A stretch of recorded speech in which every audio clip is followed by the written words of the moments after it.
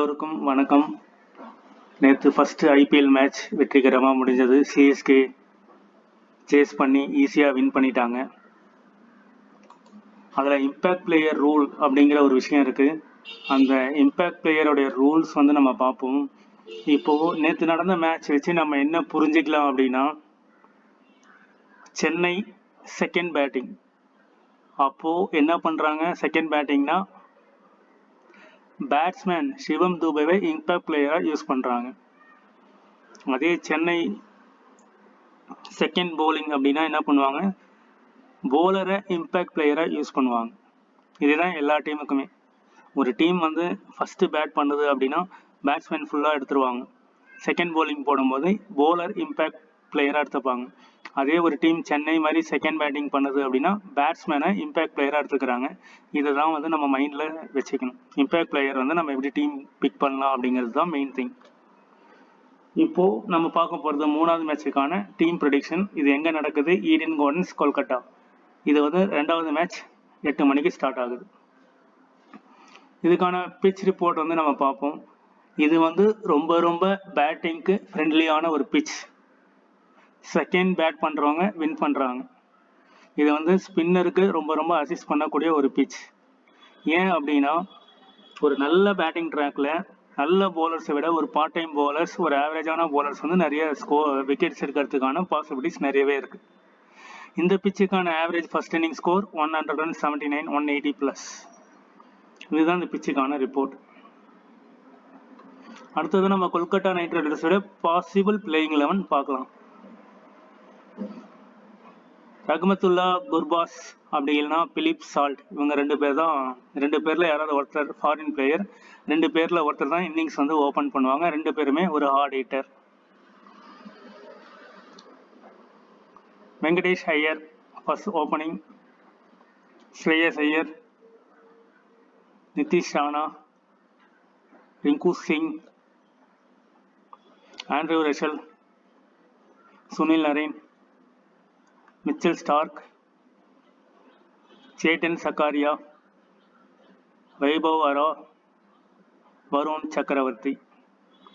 இதுதான் ஒரு பாசிபிளான பிளேயிங் 11. நம்ம ட்ரீம் லெவலில் இதை ஃபர்ஸ்ட் பேட்டிங் பண்ணால் யாரை பிக் பண்ணலாம், செகண்ட் பேட்டிங் பண்ணால் யாரை பிக் பண்ணலாம் அப்படிங்கிறத பார்ப்போம். இப்போது இந்த இடத்துல பார்த்தீங்கன்னா ரஹ்மத்துல்லா குர்பாஸ், வெங்கடேஷ் ஐயர் இன்னிங்ஸ் ஓப்பன் பண்ணுறாங்க. ஸ்ரேயஸ் ஐயர் தான் captain. Nitish Rana, Rinku Singh, Andrew Russell and Sunil Narine. இந்த லெவல் வரைக்கும் 1, 2, 3, 4, 5, 6, 7 பிளேயர்ஸ் வரைக்குமே உங்களுக்கு நல்லா பேட்டிங் பண்ணக்கூடிய ஒரு பிளேயர்ஸாக இருக்காங்க. நம்ம ரிங்கு சிங் லாஸ்ட் ஒரு 15 பால் கிடைச்சா கூட ஒரு 30-35 ரன் அடிப்பார். இவர் கண்டிப்பாக ட்ரீம் டீமில் வர்றதுக்கான பாசிபிலிட்டிஸ் ரொம்ப ரொம்ப அதிகம். இப்போ இந்த இடத்துல Venkatesh Iyer, Shreyas Iyer, Nitish Rana, or Gurbaz or Philip Salt, இதில் நம்ம யாரை பிக் பண்ணலாம், எப்படி பிக் பண்ணலாம் டீமில் அப்படிங்கிறத பார்ப்போம்.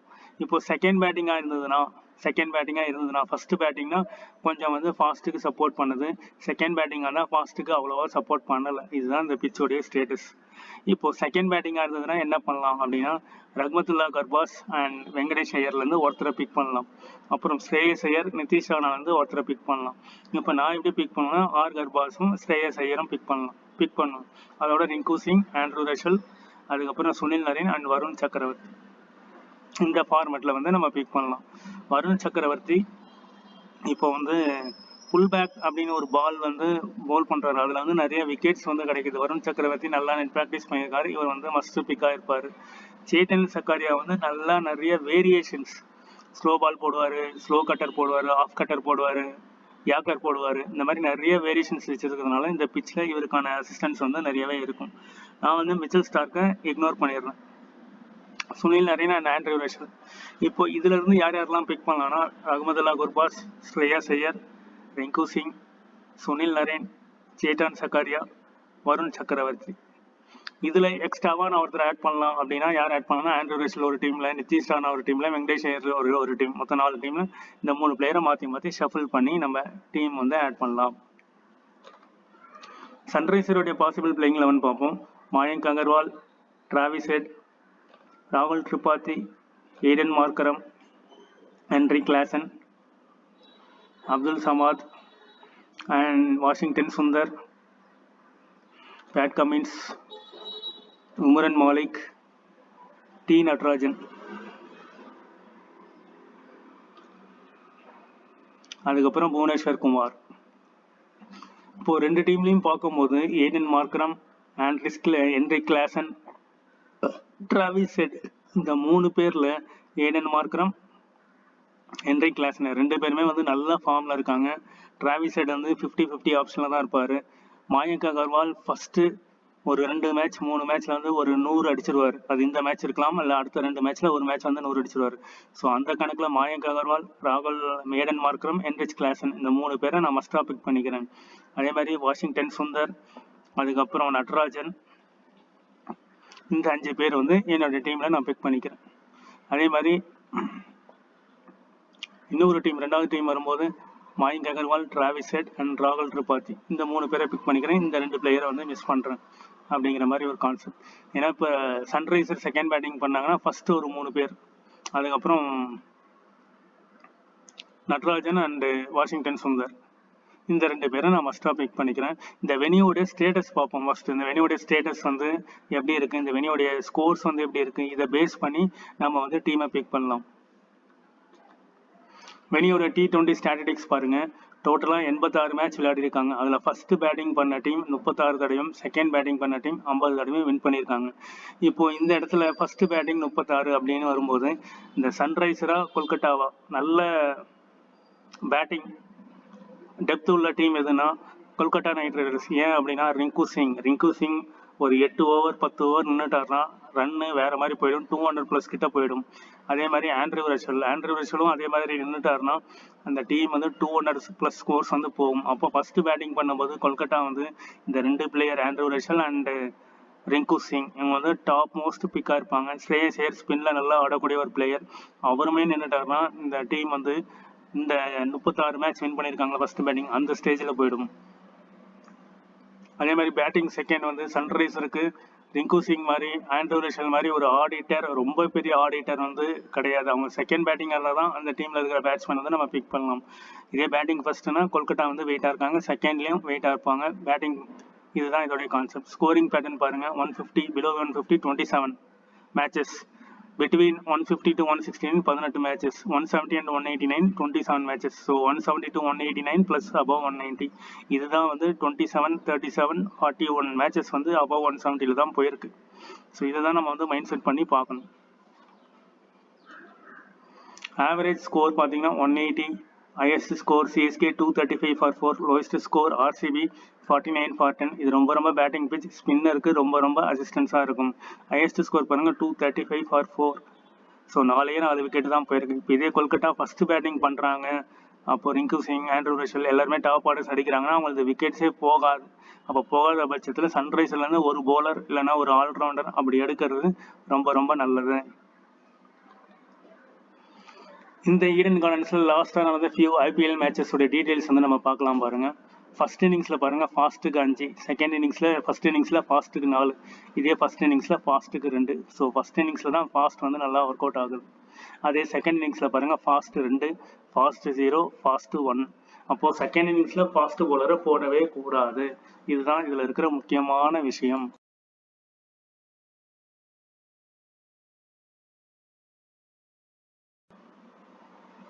இப்போ செகண்ட் இன்னிங்ஸ்ல சன்ரைசர் வந்து போடுறாங்க அப்படின்னா நடராஜன் இருக்காரு, புவனேஸ்வர் குமார் இருக்காரு.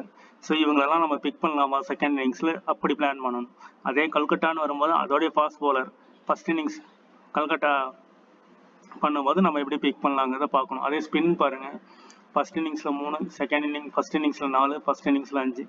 அதே மாதிரி செகண்ட் இன்னிங்ஸ்ல 4, செகண்ட் இன்னிங்ஸ்ல 0, செகண்ட் இன்னிங்ஸ்ல 3. ஸ்பின்னு தான் ஓவரால் டாமினேட் பண்ணியிருக்காங்க both first and second innings. இப்போ இதுல ஃபர்ஸ்ட் இன்னிங்ஸ்ல மட்டும்தான் 5, 4, 9, 11 விக்கெட் வந்து ஃபர்ஸ்ட் இன்னிங்ஸ்ல மட்டும்தான் வந்திருக்கு. அதே செகண்ட் இன்னிங்ஸ்ல பாருங்க 3 விக்கெட் தான் வந்திருக்கு ஃபாஸ்ட் போலிங். செகண்ட் இன்னிங்ஸ் கல்கட்டாவோ சன்ரைசரோ யார் போல் பண்றாங்களோ ஃபாஸ்ட் போலர் எடுக்க வேண்டாம் அப்படிங்கிறது தான். எடுக்கணும்னா ஒரு பிளேயர் அந்த மாதிரி தான் எடுப்போம். அதே ஃபர்ஸ்ட் இன்னிங்ஸ்ல போல் பண்றாங்கன்னா ஃபாஸ்ட் போலிங் எடுக்கலாம், ஸ்பின்னும் எடுக்கலாம். அதே மாதிரி செகண்ட் இன்னிங்ஸ்ல கம்ப்ளீட்டா ஸ்பின் எடுத்தீங்கன்னா முடிஞ்சிச்சு. ஏன் இந்த இடத்துல ஃபாஸ்ட் 0 ஸ்பின் 0னா 151 for 1 ராஜஸ்தான் ராயல்ஸ் 13 ஓவர்லயே மேட்சை முடிச்சிட்டாங்க. அதனால இங்க எந்த போலருமே விக்கெட் எடுக்கலாம், ரன் அவுட்ல ஒரு விக்கெட் போயிருக்கு. இதுதான் இதில் இருக்கிற கான்செப்ட். ஃபாஸ்ட்டு 1 2 தான் எடுத்திருப்பாங்க, இங்கே தான் 3 4 எடுத்திருப்பாங்க. டோட்டலாக 7 விக்கெட்ஸ் வந்து செகண்ட் இன்னிங்ஸ். ஸோ அப்போ எப்படி நம்ம டீம் எடுக்கலாம் அப்படின்னா, ஸ்பின்னரில் இருக்கக்கூடிய all-rounders both innings, Sunriser as well as Kolkata Knight Riders both innings. அதுக்கப்புறம் ஃபர்ஸ்ட் இன்னிங்ஸில் பால் பண்ணக்கூடிய ஃபாஸ்ட் பவுலர். அதே மாதிரி செகண்ட் இன்னிங்ஸ் ஸ்கோர் பாருங்கள், 175 டாப் ஆர்டர் பேட்ஸ்மேன் 7 விக்கெட் போயிருக்கும். 151 அதே மாதிரி 182 ஃபார் 5, இதுலேயும் top order batsman. Second batting பண்ணுற top order batsman, first batting பண்ணுற top order, third down, fifth down, இந்த மாதிரி மிக்சட் வேரியேஷனில் நம்ம டீம் கிரியேட் பண்ணால் நம்ம டீம் வந்து ஒரு நல்ல ரேங்க் வர்றதுக்கான பாசிபிலிட்டிஸ் நிறையவே இருக்குது. ஃபாஸ்ட்டு 14 விக்கெட்ஸும் ஸ்பின்னர் 19 விக்கெட்டும். போத் இன்னிங்ஸில் spinner will dominate more and more in Eden Gardens Kolkata. இதோடைய வெனியோடைய ஸ்டேட்டஸ் பார்ப்போம். Venkatesh Iyer from Kolkata Knight Riders வெனியூவில் 73 match 136 run 19 average. Philip Salt இவங்கெல்லாம் வந்து இந்த வெனியூவில் விளையாண்டதில்லை. Shreyas Iyer 19 average. Nitish Rana 31 average and 4 wicket. நிதிஷ் ராணாவை பிக் பண்ணலாம். ரெங்கு சிங் 51 ஆவரேஜ்.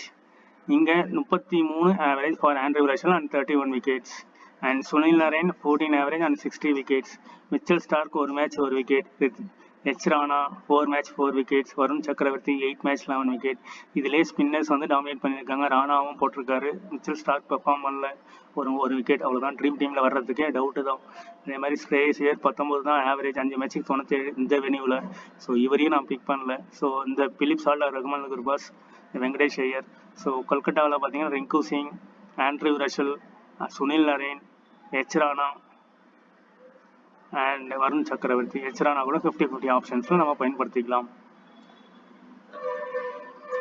சன்ரைசருடைய இது பார்ப்போம். டிராவிஸ் ஹெட் இது வரைக்கும் விளையாடல. Mayank Agarwal 22 average. Abhishek Sharma 32 average and Aiden Markram 50 average and Heinrich லேஷன் 34 ரன்ஸ் 3 மேட்ச்.